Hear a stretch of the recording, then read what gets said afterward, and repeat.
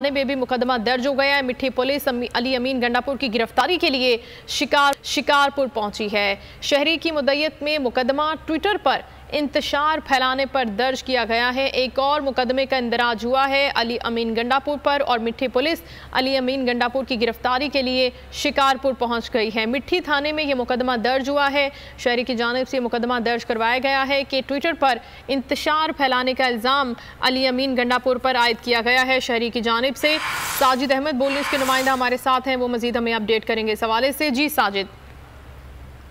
जी, ये अली अमीन गंडापुर के खिलाफ पहले शिकारपुर में मुकदमा दर्ज किया गया था नी फौजदारी थाना की हदूद में।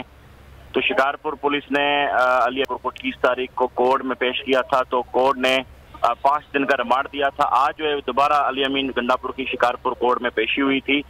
तो दलाल वकील की तरफ से दिए जा रहे हैं और थोड़ी देर के बाद जो फैसला सुनाया जाएगा।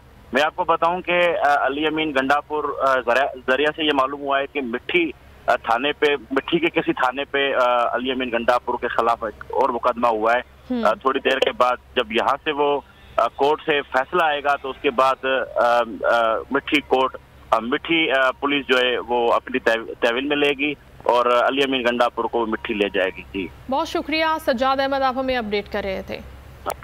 मनी लॉन्ड्रिंग केस के हवाले से आपको अपडेट करें कि इमरान खान के चीफ सिक्योरिटी ऑफिसर की जमानत मंजूर कर दी गई है। सेशन अदालत ने इफ्तिखार घुम्मन को